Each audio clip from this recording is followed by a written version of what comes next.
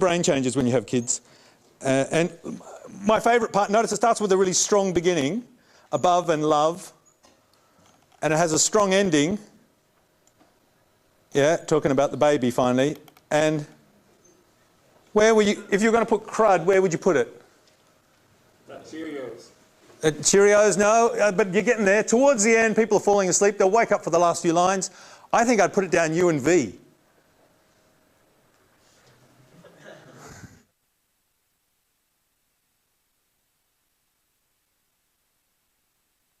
So that's just an example of a poem. Now, today we're going to be talking about a couple of things.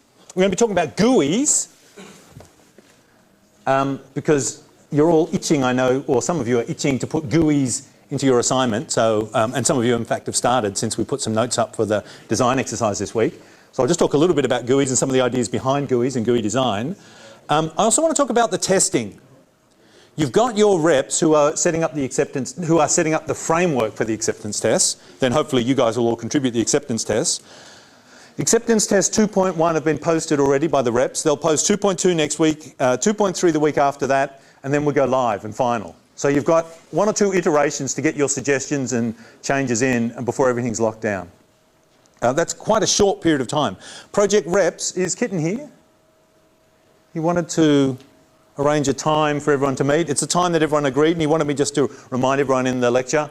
Does anyone remember what time that was? I thought it was after the lecture on Thursday. Does that sound right? 5 o'clock? 5 on Thursday? 5 on Thursday, I think. Double check with Kitten, double check on the forum, but don't forget to come.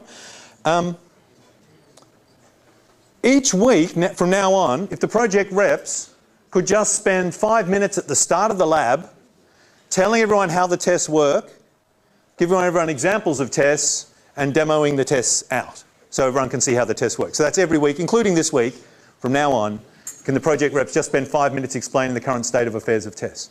Now, looking at what the project reps have been doing, they've sort of having some of the problems that often arise in a democracy. I think I've talked about this before, which is that everyone's saying their opinion, but no one's taking, you know, it's very hard for anyone, no one's really responsible. It's not no one's taking responsibility. Adam's doing a fantastic job. Lots of people doing fantastic things, but there's no clear responsibility, and if it's no one's clear responsibility to do something, then it can easily fall between the cracks, or people are too shy to stand up and do it.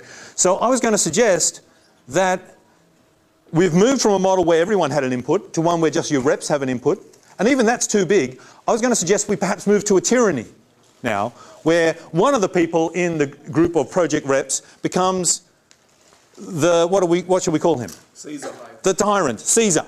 Becomes Caesar. Well, you see, Caesar initially, this is interesting, he wasn't a tyrant initially. Caesar sort of oversaw the corruption of the Roman Empire.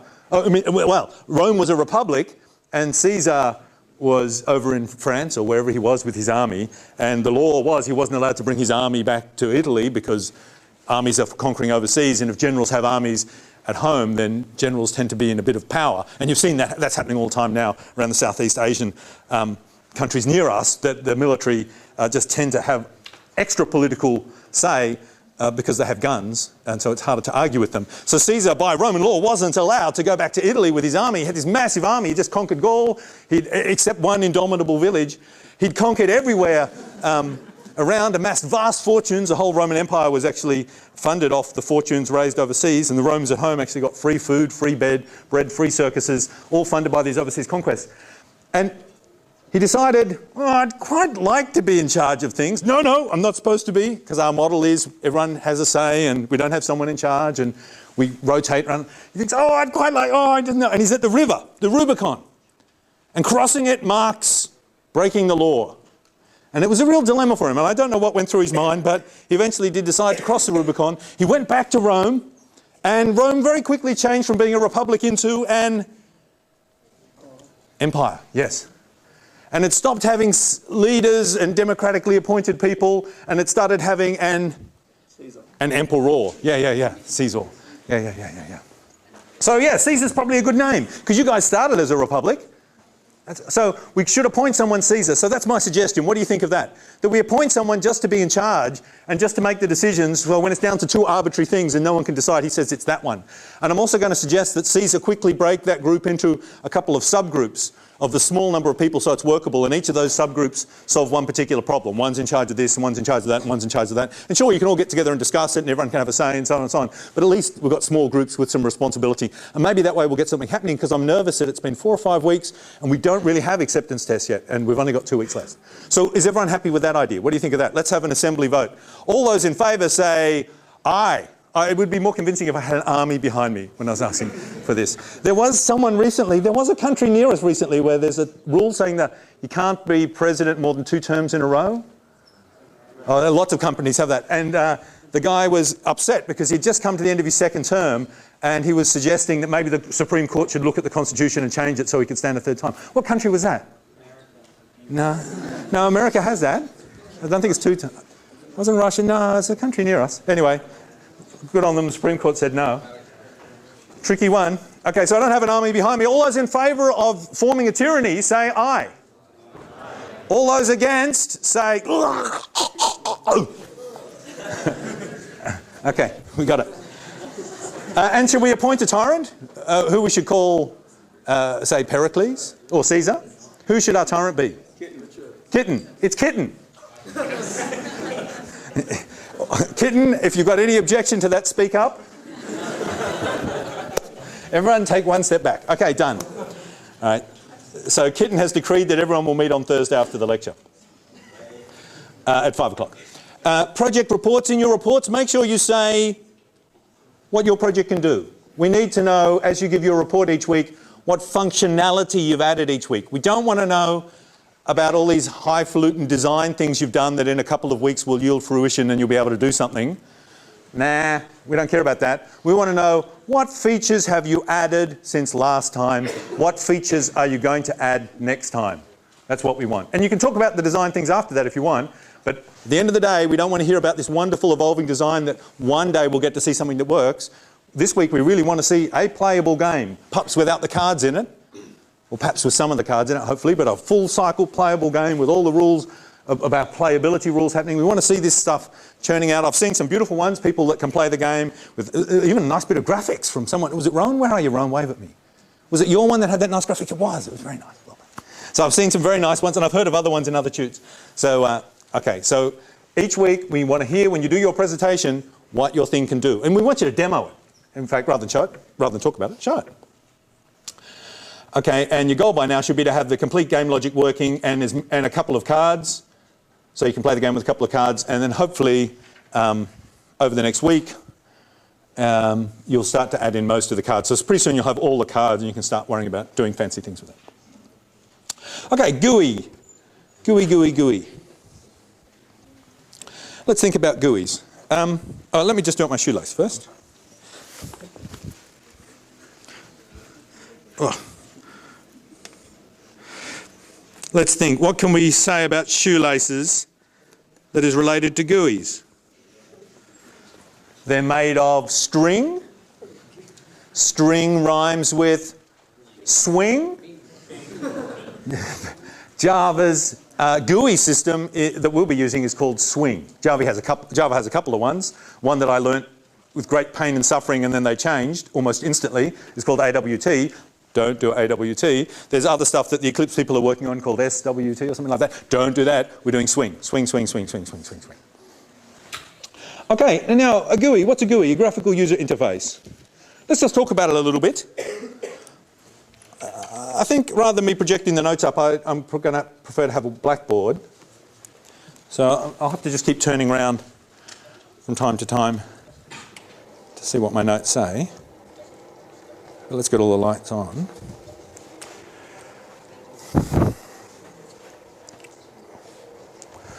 Okay, so a GUI. What's a GUI? Cool, the Mongols! Oh, Genghis Khan. We're going to talk about Genghis Khan on Thursday, I've decided. He is an awesome person.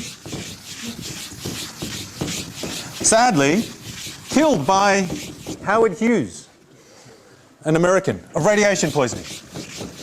Genghis Khan completely trashed everyone in the whole world. He led a mighty empire that conquered everyone. Nothing could stand before them. Everywhere they went, every empire, no matter how old or great or grand, crumbled and fell. His Mongols swept across Europe as far as Germany. maybe even further. They just went everywhere, smashing, destroying, taking everything over. It looked like they were going to be the world's most unstoppable empire. And then what happened? Genghis Khan died. Genghis Khan died. And what happened? No one else was very good.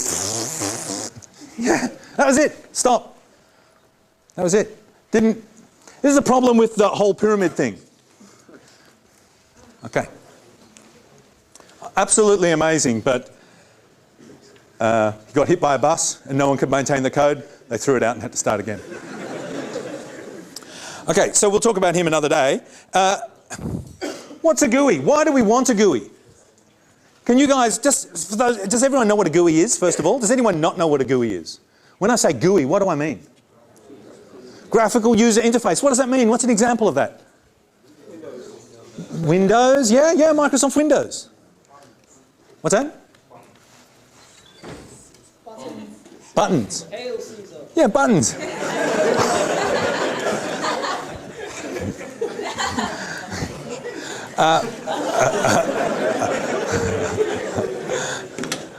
I've got something to tell you later, kitten. Okay, yeah, so Windows is a great example. We used to call them WIMPs in the old days, when I first saw them, because they had windows, icons, mice, and pull-down menus. Now, when I started to write programs, I lived in a shoebox in the middle of the road, and everything was text-based. DOS, Windows, was text-based. Unix was text-based. That was more or less it. No, actually, there were lots of operating systems, but they're all text-based. So if you wanted to do something, you type commands in. So what was happening is, suppose I had a file somewhere. I don't know, what did we have in files in those days? Games. Yeah, not really. Adventure. Yeah, you had adventure or something. You had, what's that one about, no, it didn't, no, not on computers. Oh, maybe you got Pong eventually. Now you had that game where you'd go into a room and it would say, there's a door to the left and a door to the right and a door in front. Text-based adventure. What's that called? Was it just called adventure? No, it wasn't multi-user. No. I can't remember what it's called. Counter-Strike 1, yeah. I don't know what it's called. It had a crappy game, text-based game. Maybe we had NIM. You could play the game in NIM somehow. You had a file there, and then I was sitting over at my screen. This is inside the computer, okay? And I was sitting at my screen, which looked like this.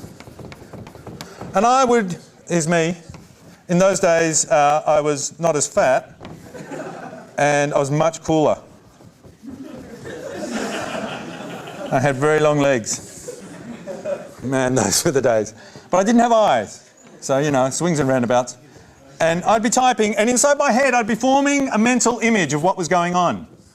The file's over there, and I'd be typing, you know, get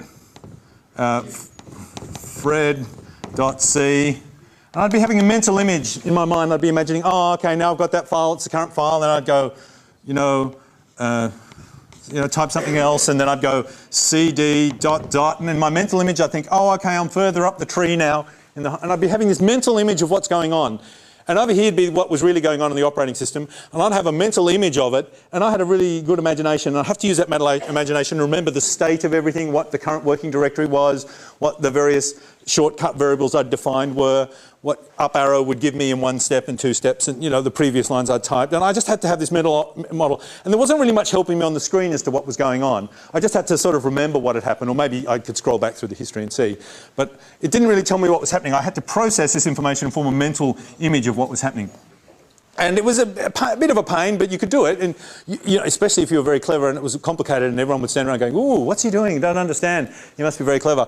But it wasn't generally accessible to other people, and I once took one of my friends to the computer labs, and he and I used to program in BASIC when we were teenagers, and I said, oh, let's go in the computer labs and hack around and trying to break into something. And we went there, and it just didn't make any sense to him. It just was so unintuitive, and I realised that I had to explain all this stuff before he could even get started with thinking about what we could do in the labs, because he didn't have all these mental models and things. All right, that was the old days. It was a real pain.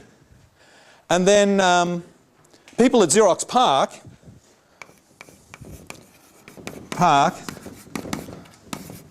which I think was part of the SRI, over in Stanford, and then Xerox came in. There were some very clever people working there, And they came, some of them came out, I don't know who, it's terrible, isn't it? I should know. Does anyone know the name of the guy?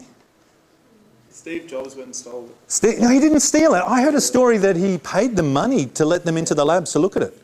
He gave them shares in Apple or something. Yeah. Anyway, they came up with this clever idea that maybe on the screen we could have a picture of what was going on. Instead of just text, you type in. I'll put the name of the guy on the margin because it's such a good idea. He certainly deserves credit. You'd have a picture of what was going on that was sort of like the picture that was in your head. And it was on the screen. And then you'd interact with the picture. So you'd say, I want that file. There'd be a little, okay, over here there's a file. Over on the screen there'd be a picture of the file. And it would say NIM under it, say. That would be an icon representing the file. So it's not the file. Okay, now you guys are so embedded in GUIs, you might have almost lost the distinction. This is a model of what's going on over here. This is not the file. It's a little picture that's a metaphor for the bytes on the hard drive that we call the file. It's not the same thing, but these days the picture on here is so good and so closely maps what we imagine that we often, if you're like me, think they're the same thing. And that's really good. It's very convenient when you're a user because then what you're dealing with is very close to the real thing and everything seems sort of right. You want to do something, so you do it on the screen and that corresponds in the real world to real things happening over here and the things are very closely related, so it just seems very intuitive. Okay, so for example, if you want to split a file in half, what would be a sort of a way of doing that in a graphical user interface? Down the bottom you have the chainsaw. Do you have that in Windows or is that only in Mac? And you just get the file and you drag it down the chainsaw and then your icon breaks into two pieces. And that's NIM part 1, NIM part 2 and you put them back up. You haven't got that? And then there's a stapler machine at the bottom and it's not a real stapler, but it's just this icon for joining things together and you put the two pieces there and you can push it with the mouse button and it staples them together. And it's this sort of, the actions you're doing here aren't real actions, but they correspond to real actions on the file. So it's a metaphor. So the idea is this is a model of this. Now we talked about that at the beginning when we started talking about OO programming. Remember we said why it's so neat is for many problems which are very complex to understand, a convenient way of making them easier to understand is by modeling them in an intuitive way. So you want to have a program that acts like an Enigma machine with 3 rotors and a reflector. You could write a big awful C program that did it. But easier is in Java, you make a unit that corresponds to a reflector and another unit that corresponds to a rotor and another unit that corresponds to a rotor and then you join those together in much the same way as the machine is joined. And you say the machine has 3 rotors and a reflector. And then you make something that's, did anyone make a pawl and a lever? Yeah, cool. Who did that? Oh, good man, I did that. Did anyone else do that? Make pawls and levers? Yes, what's your name? James and Chen, isn't it? Yep. Cool, guys. Excellent. Has yours been marked yet? Okay, yeah. Oh, but he's around, isn't he still? Yeah. I think it's okay. I think he's okay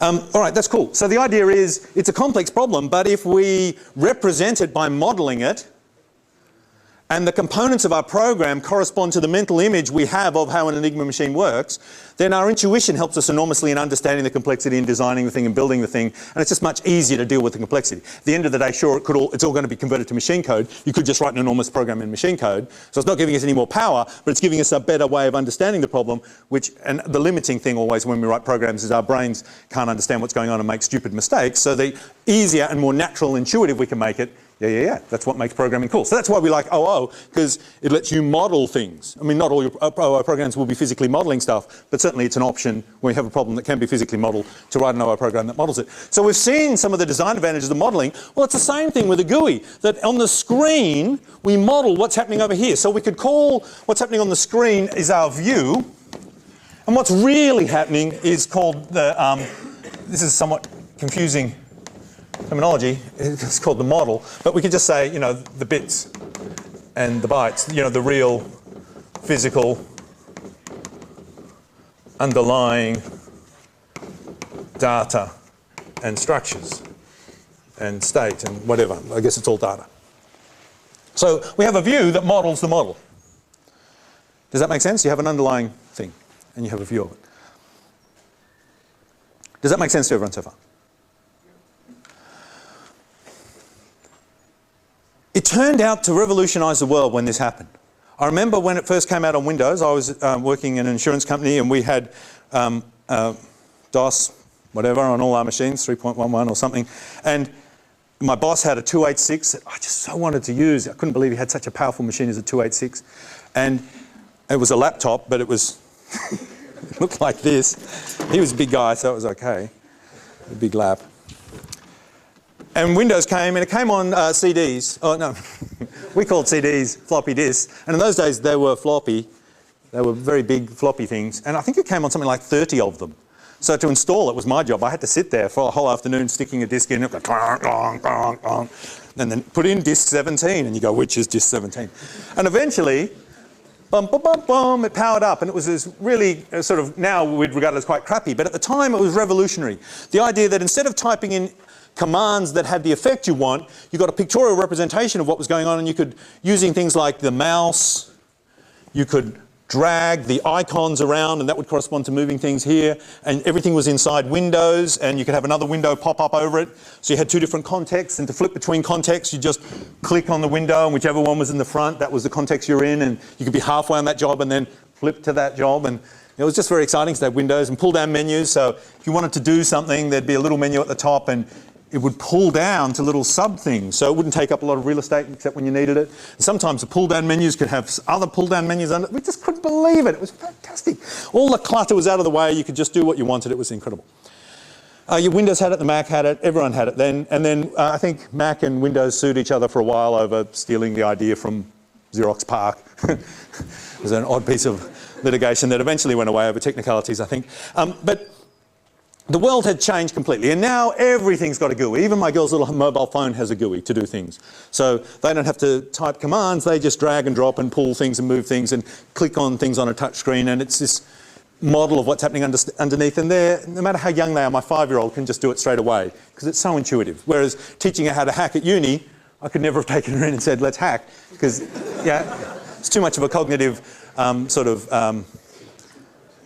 backlog to get over before you get to the interesting things. Okay, so that's what a GUI is. Now, hopefully you've now seen, you guys have grown up on GUIs, you haven't seen the world any other way. So hopefully anyone now that's got a text-based game, where you're playing your game and it's making text-based moves, you're probably feeling dissatisfied. You're probably thinking, this doesn't look like the games that have always existed. It should be graphical, and I should be able to click on it. It should have mice in Windows, and I should be able to drag things around and see what I'm doing. And to drop a card and move a card, instead of typing drop card, I should just get the card and drop it somehow. There should be some sort of metaphor for doing that. So you presumably all want to write a GUI to do it. So let's talk about the problem now of how we write a program, how we code a GUI. Because it's an interesting coding problem, if you want to think about it.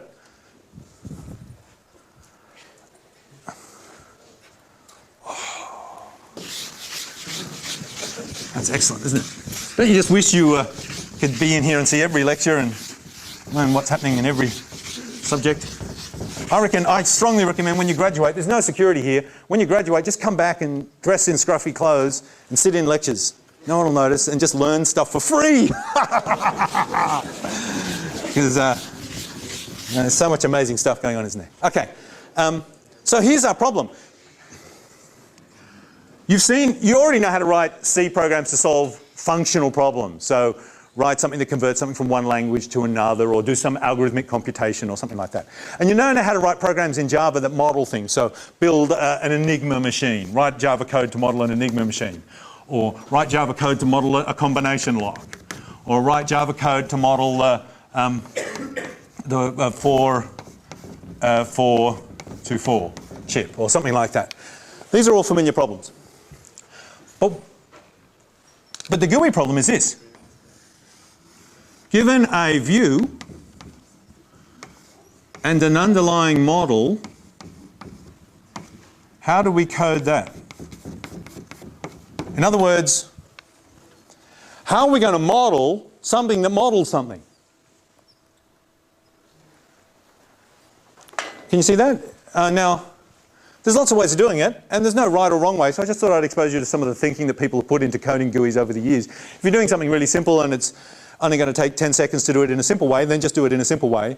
But if it's a system that might change or evolve or adapt or have extra behaviours added to it, or the code might get into the wild and other people might have to use it or enhance it or something, then we should think a bit more about how we're going to design this thing. So, all right, there's a couple of different, I was agonising about different ways of talking about it. Let me see which way I eventually settled on in my notes. Oh, okay.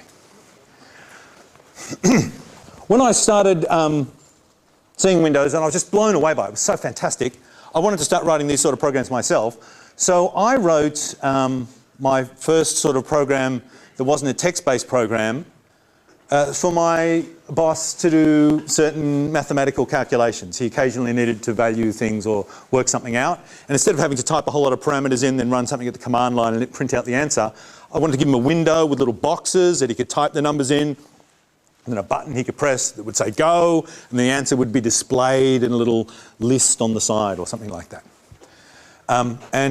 It had to access all of our, it had to know about all our assets and our liabilities, so we had a big database of all that, so it had to be able to access this database and do calculations on it and things and so on. Okay.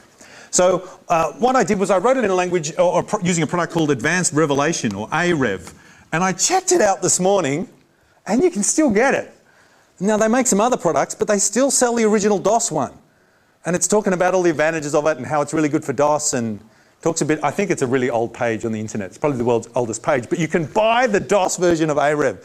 So you should all do that just to know the suffering I had to go through. So how AREV work is sort of how most sort of naive GUI builders work, and how all GUI builders sort of, not all actually, Smalltalk got it right, but in the early days, and probably if you were starting to write a GUI yourself without thinking about it much, you'd probably be tempted to do it the AREV way. So let me tell you, and that's how I did it. Yeah, I didn't think about it at all. That way is something like, I don't know, the boss has to type in the interest rate. Let's look at the difference between the model and the real world. So somewhere we need to have a variable that stores the interest rate, and that's used in a calculation. There's some mathematical calculation. And somewhere there's a function called calculate that you want to call when all the variables are set up. And over here I've got a box called interest rate, and I've got a button called go. Now, if I type 0.1 in here, say, then I'd like the interest rate field in the real world, in the model, that's very confusing, model, I'd like that to be 1 as well. And if a crazy thing happens, suppose, so that's data flow going this way. What if, Obviously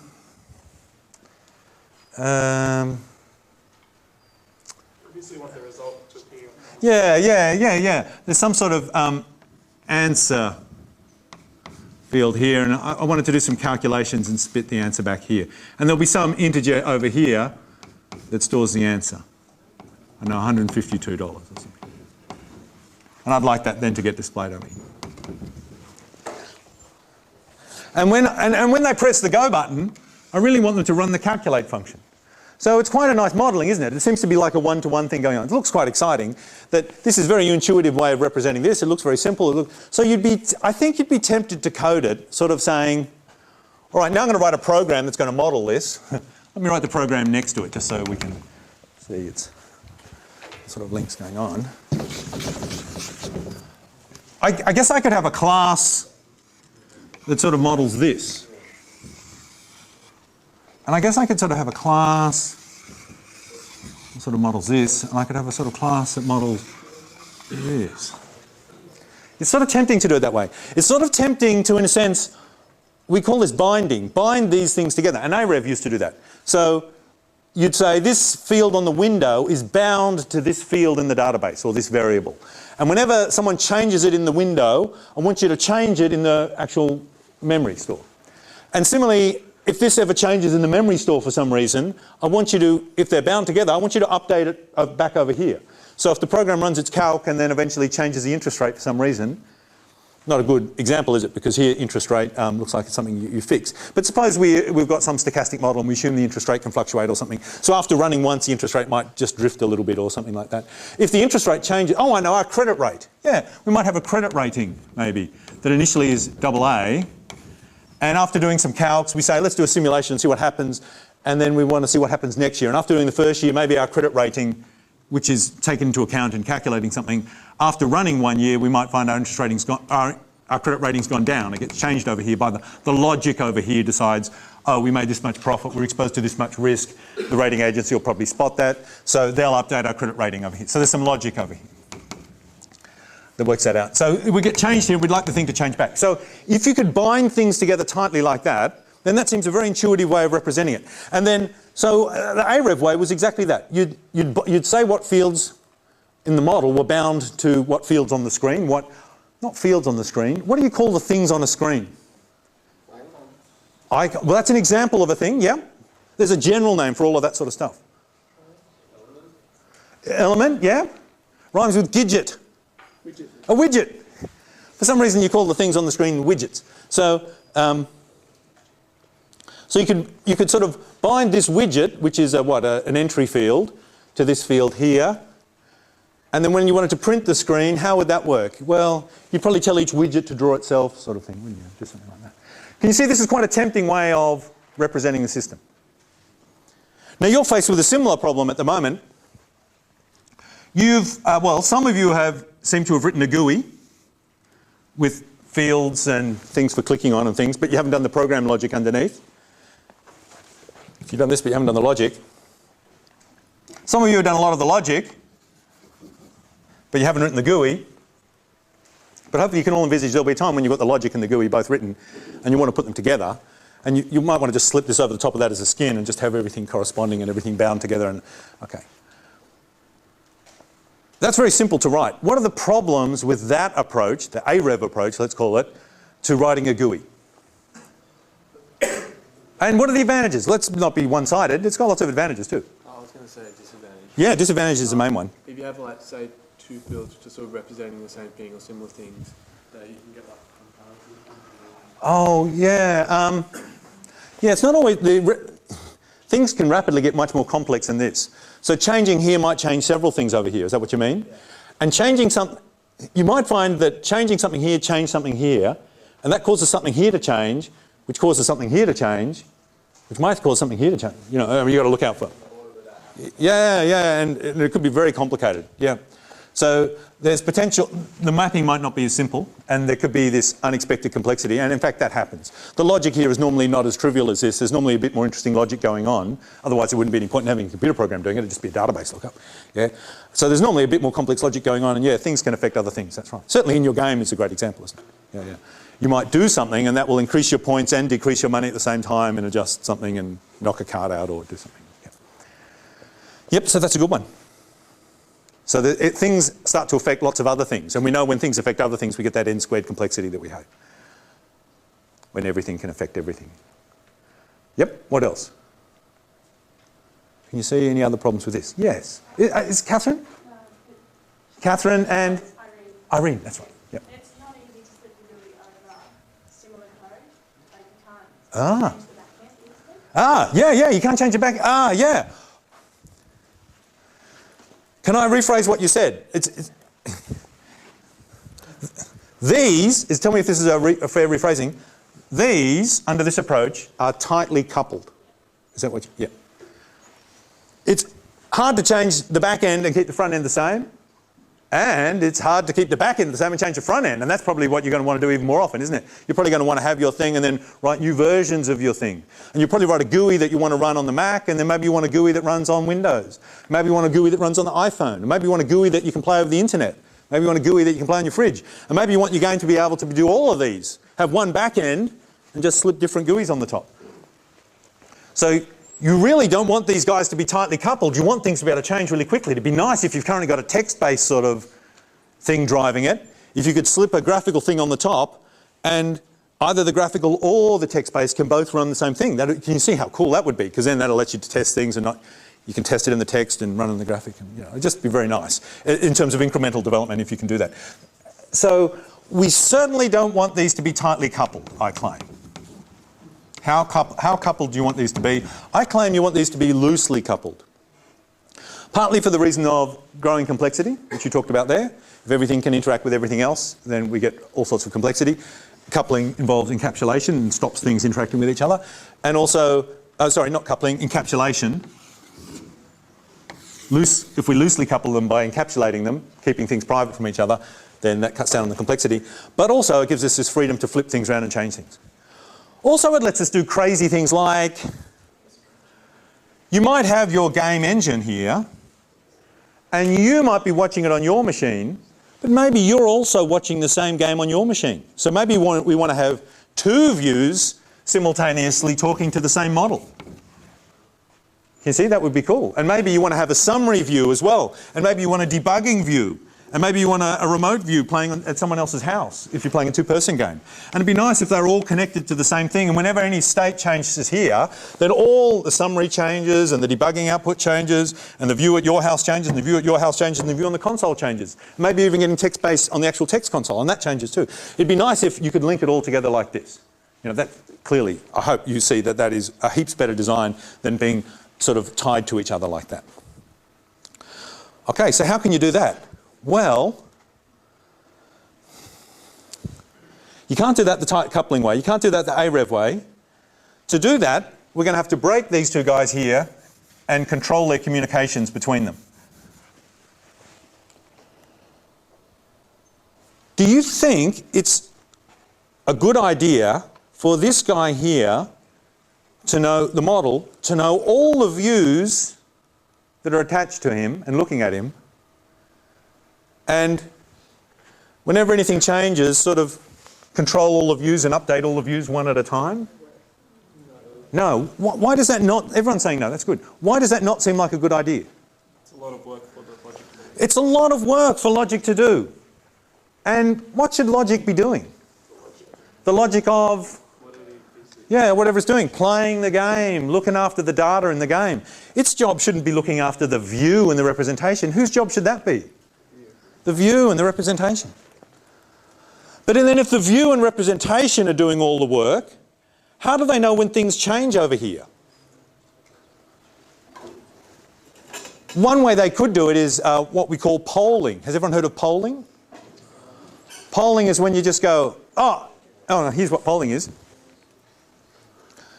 In my house, a brilliant design on my part, there's one bathroom and 3 girl children and a wife and a me. So suppose I'm at the toilet. Gwen comes around. Dad? Yes. You in there? No. You are, Dad? Yes, I am. Hurry up. She goes away. Then a few minutes later, Dad? Yes, Dot? You in there? Yes. I want to go in there. Well, you have to wait. Then every few minutes Gwen comes back. That's polling. Okay, everyone wants one shared resource and they need to know when that resource is free. And the only way they can find out is they constantly go over it and check to see if it's free. In Dot's term, she'll rattle on the door and then start throwing herself against the door and see if it can possibly be opened. And she'll try that every few minutes. Okay, now this is an issue that arises not just in models and views, in GUIs. This arises in concurrency. So can anyone think of a concurrent example where you'd have a problem like this? Concurrent means, you know, things happening at the same time, multiple systems running at the same time, multiple processes executing simultaneously. You mean a problem? Or? Yeah, no, just any classic example of where you might, in the computer world, have the equivalent of someone wanting to contend for a shared resource like a toilet. Multiple processes contending for it. What about any system where you're booking airfares or hotels or whatever? Okay, you're booking airfares and hotels and it can only deal with so many clients at once? Or you've got one seat left and all of a sudden everyone... Oh yeah, you've only got one. Okay. Oh yeah, but that's a resource that once you've taken it, that's a bit like me going to the toilet. Once you take it, no one else can get it, ever. What about a resource that comes and goes? You know, something like that. Maybe... There's the sometimes when I'm searching it says Yeah. try again later. Try again later, yeah, yeah. You can only make a certain number of connections to the web server. Maybe you can only handle, I mean, that's a perfect example. Maybe you can only handle 1,000 connections at once. 1,000 people are searching, so it says try again later because you're number 1,001. And then it's asking you to poll them. It's literally saying, please poll me. It's not saying, I'll call you back when I'm free. Oh yeah, that's what the girls want me to do. No, it's come around and get me when you're free, Dad. So what's another way? Polling is very convenient for me, so I like it. But it's me being now the model of the toilet. Bathroom. But it's inconvenient for the clients that want to use the resource. Yeah, yeah. And it's wasteful of resources because they're just running around constantly saying, hey, you're free, hey, you're free, are we there yet, are we there yet? You know, it's just a waste. Another thing we could do, what could I do in the toilet? Have a sign saying, don't knock, I'm in here, busy, occupied. Yeah, but you know, the problem with that is the sign's going to move, the view's going to move out of sync with reality really quickly. You know, people are going to forget to do it. I quite like the locks on public toilets. Do you like those? That simultaneously lock and say it's engaged. So it's not possible to say it's engaged, well it is, but it's quite difficult to say it's engaged when there's no one in there. Yeah, yeah, so that's a mechanism that tries to control that. One thing I could do, did anyone have a suggestion? I was just thinking, have a queue? Yeah, make them wait outside on a queue. Yeah, yeah, yeah, that's not a bad idea at all. What I was thinking, they won't want to do it, my girls, but that's what they should do. I'm going to paint a line on the carpet. I think I could just put a big cowbell outside the toilet, and when you come out, you go dong dong dong dong dong dong dong, and then the first one to get there gets the resource. Or another way of doing it is, and this is what we actually do, every girl has a spool of string, which is her own colour. And if she wants to go to the toilet, she ties one end of the string to the door handle and takes the other end with her and ties it to a leg or a vase or a precious piece of fragile thing. And then when I come out, I just grab the bundle of strings attached to the door and jerk on them all. And then everyone is notified. And in fact, this is how Java, one way Java does concurrency in a very beautiful way, is that when people are contending for some resource, like for example, the printer. Everyone wants to use a printer, but only one process can be talking to the printer at once, because it would be annoying if your print job was interleaved with someone else's print job. When you've got it, you want exclusive toilet control of the printer. So if everyone else wants to print, then it queues them up. And how it actually works is, well, one way Java handles this is you say, I'd like to do this. And it says you can't because it's busy, and it says go to sleep, and you go to sleep like that, which is waiting. And then when the process is finished, Java has this thing called notify all. And you say notify all, and that tells everyone, pulls on the string, tells everyone who was waiting for that resource to be freed that they can now go to it. It alerts everyone who is waiting. And now, can you see this is quite a nice solution? It's one of, should we do, I was thinking about that. Should we do a little lecture on concurrency? Is anyone interested? Maybe, I have a spare extension lecture. I keep thinking of different things we could do. We could look at some parallel programming in Java. Yeah, there's enough nods. We'll do that towards the end, one of the lecture 4s. So, this is quite cool. This is how Java does it. What it says is, see what's a nice design? The printer process doesn't need to keep track of all the people that want to see it and contact them all and say, I'll do your jobs now and all sorts of things like that. It leaves that problem up to them. You want to print, it's your job to print. But if you try and print, you can't. I'll tell you can't. And you can join a queue. You can wait. And when, or not join a queue, you can just be attached to a notification list. You can have a string tied to the door. And when I'm free, I'll pull on the string and everyone will get notified. And then the first person to the printer gets it and everyone else has to go back and wait again. But at least then they're not constantly polling it. Yep. And that's sort of called being an observer. Everyone's observing the toilet. Everyone's observing the printer. And if you're an observer to something, you're registered. You tie your string to the door. Somehow you're recorded as being an observer. And then the resource, the toilet, the printer, whatever it is, when something needs to alert everyone that something's changed, you can come in now, you can print now, something on the screen's changed or whatever, then the controlling thing, the model, just says, tell everyone on this list, all the observers that have registered, and if they're, you know, the weird thing about observers in Java, when they're registered, you know what we call them? We call them listeners. That's weird, isn't it? Sweeping senses around. They're listeners. So it says, tell all the listeners, everyone listening, gee, it's harder to do the listening thing, isn't it? Maybe, Everyone that wants to go to the toilet hangs a little microphone over the door and unrolls a mic cable, and they have a personal PA that they carry with them. And when I get out, I just grab that bundle of microphones and go, all right, it's free now. And then everyone hears. So tell all the listeners, so that's all I have to do. I don't have to do any more scheduling or control on that. The bare minimum, they don't have to poll and waste time. And when they hear my voice, they all contend for it again. And that is, in fact, how most modern sort of GUIs deal with this problem. That when there are multiple views of the same model, the views register with the model as listeners, as observers. And then when something on the model changes, the model says to them all, oi, something's changed. And that's all it says. But now all these guys wake up, ding, ding, ding, ding, ding, ding, and they go, something's changed, what do I have to do? And then what do they do?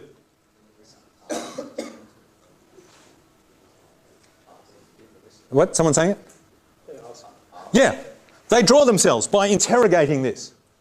So they do all the work. They raise all these queries. What's the value of this field now? What's the value of that field? I'm only drawing these 7 fields. So I'll just quickly ask it, what are the values of those 7 fields?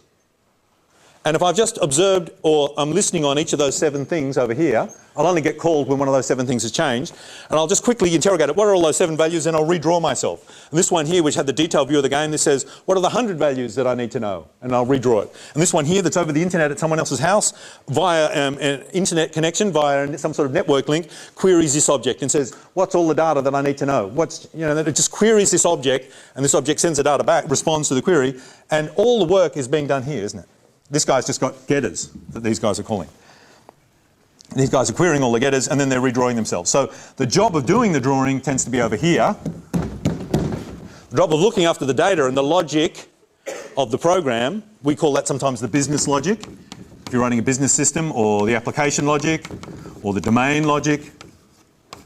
But all the logic about being a toilet, being a printer, being a game of Rome or something like that is stored over here. This guy doesn't have to worry about anything except that, and these guys don't have to worry about anything except drawing themselves, and it's really a one-way communication from these guys to this guy, which, just unwinding to how we got to here, means it is not the case that this guy needs to be able to tell each of these guys how to draw themselves, which was what we wanted to avoid. And in fact, it's not even the case that this guy needs to know about all these guys. It just treats this queue as something he doesn't even know about. Just shouts in all the microphones without looking how many there are or who they're connected to. All right, I'm ready now. That's it. All right, so that's called being an observer. And you can see this idea of observer is this great idea. Does everyone agree? It's a really cool idea. Yeah, what were you going to say? What if you've got, say, like you yell, the toilet's free, and everyone comes. What if one person really needs the toilet, but is it just who gets there first that gets... I like your question. His question was, what if someone needs the toilet more than someone else? This is lovely. My whole thesis, my PhD was all about concurrency. This is one of the real issues in concurrency. It's called fairness. In fact, there's different notions of fairness. There's mercy and compassion and justice, and you can see all these at different levels of government. There's fairness, which is you just get what you get and you can't complain, and there's fairness, which is we'll do the best we can to minimise everyone's pain. But that's a scheduling problem, that's a fairness problem. From a concurrency point of view, we don't care. We just care that only one person is using it at once. For us, the disaster is 2 people in the toilet at once. 2 interleave print jobs. That's the disaster for us. That's what we're trying to stop. The fact that you might need your print-out job done quickly for an interview that's happening now, and you might have scheduled your job 1 second before his, and you might not need it for 3 days. That's someone else's problem. That's not a concurrency problem. That's a scheduling problem. And this notion of fairness is really hard to capture in concurrency systems. You can have a system which is proved to always progress and doesn't do bad things to people, but because of the scheduling, you always make some guy wait. Like the emergency department. They do that. They pick one person and they say, you're the waiter. They put you on a special chair, which is the wait chair, and there's always people queuing up, so they'll always go, oh, you. You'll be there for 3 years. They'll never pick you. And in a sense, that's still satisfying the requirements of the concurrency system, but it's not fair because he'll never get served. Sorry about it. Just move to the next chair. That's what you've got to do. Yeah, so we'll talk about this in the concurrency lecture, but the scheduling, all that stuff which you're starting to think, yeah, it's really interesting. Yeah. And it's really hard to say assertive things about it because suddenly everything's up in the air because everything's random and it's race conditions. Who knows who'll schedule first and who knows who'll request first? So there's, in the face of all this randomness, how can you ensure some level of, how do you even define fairness is really hard. Then how do you ensure it happens? It's really, really hard. Operating systems have the same problem too when they want to schedule jobs. There's 50 of you competing for the same processor. Say if you're running on some big system, you're all running a job and it's interleaving all your jobs. Everyone's getting a little slice of the main processor's time. Or on your laptop, what are you running here? Let's have a look. Just one? How many processors? You just turned it on. Oh, you just turned it on. Oh, well, in the background, as you're turning it on, every system process that needs to initialize is now trying to initialize. So there's maybe 50 processors trying to run now. And every one of them only gets one slice of the cherry. Oh, it's a dual processor. Oh, yeah, how many of them are there? There's like a bazillion of them. Can everyone see? These are all running at the same time. They're not running one after another, all those processes. They're all trying to contend at the same time. And the operating system's doing that by giving everyone a little slice of time. Yeah, you got 1 second or 1 bit, then you, no, stop now, you, no, stop now, you. And it's just trying to give everyone a bit of a go to sort of give this fairness thing. It could just say, I'll entirely do this job, then I'll entirely do that. But it seems, we sort of think it's fairer to give everyone a little slice of time and not make people wait. Yeah, there's all concurrency issues. It's really interesting. So what I was going to say about this is I just wanted you to notice it's really neat. And I wanted you to notice that when I talk about the observer and writing an observer, we could do that now. When you write any code, you could be saying, oh, I want to set up a system to do this.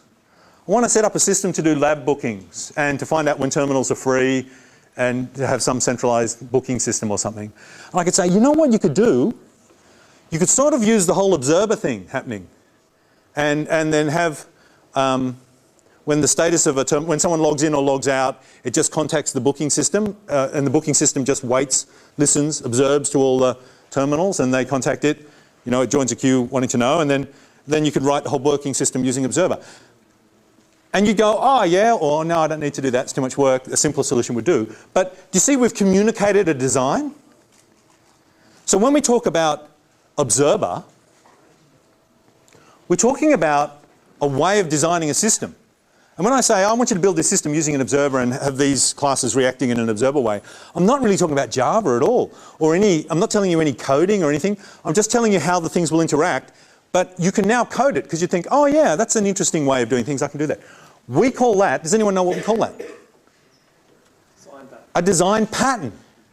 It's like a language of design. It's this thing that we do over and over again. You'll write observers all the time in your code from now on. You've seen them in concurrency, you've seen them in GUIs. Observers pop up all over the place. I'm sure you'll have a couple of observers in your assignment, not just doing the GUI. So when we're talking about design, we say the word observer. There's no Java feature that's an observer. We're just talking about a design idea. It's what we call a design pattern. And this week, what we'll be doing is we'll be talking about design patterns. We'll be starting to talk about some familiar common ways that people have of solving problems in writing system code. And we won't talk about the details of the code. We'll just talk about sort of what we want to achieve and how the things interact. And the danger is it could all sound wiffly-waffly. And this, I think, is always a danger with patterns. And do you remember when I was reading that book? We were going through we did Jamie in that book, we were talking about that coder from Netscape. And he said these people came and took over his company and they all walked around holding the design patterns book. There's a famous book that lists the standard design patterns that people like to use. Well, a canonical one, listing the first ones that were listed. Many more have been thought of since then. And he was so angry at them, he said they walked around, they didn't know how to code, and they just talked about design patterns all day long. So they'd say things like, oh, connect an observer to that class, and these classes should be arranged through a thingy, and this should be... And they weren't talking Java at all, they were just talking design language gobbledygook. And it sounded like gobbledygook to him. And he was angry because they couldn't code and they were just doing crap. And so I guess with design patterns, the really important thing we should say up front is it's possible to use them for good, and it's possible and to communicate design ideas really well and benefit from things that people have thought of before and use them to improve your designs. And it's also possible to use them as a layer of crap to hide your incompetence. So you just talk, you just walk in, just talking design patterns. Oh yeah, observer, oh yeah, template, the reflected adapter, and we'll facade over the whole thing, and then we'll put a callback through an observer, and then we'll MVC it. Okay, you guys code up the details. I'm going to go and get paid some more money and buy some more suits. Okay, and that's crap. We hate that. We hate that. So there is this danger that as we start talking about patterns, I don't want it to become a talk that sounds just like a whole lot of gobbledygook as we're just talking about made-up words. So I've decided that how we're going to teach them is I'm only going to do a few patterns, and we're going to do them in enough detail that you'll get to understand them completely. And then I'll show you the patterns book and you can look up some more. So rather than us touching on every pattern and you having a confusing gobbledygook language, we'll just pick a small subset and do it properly. What do you think of that? Yes. Okay. Now, we're time for a break, I think. Woohoo! I had something to play in the break.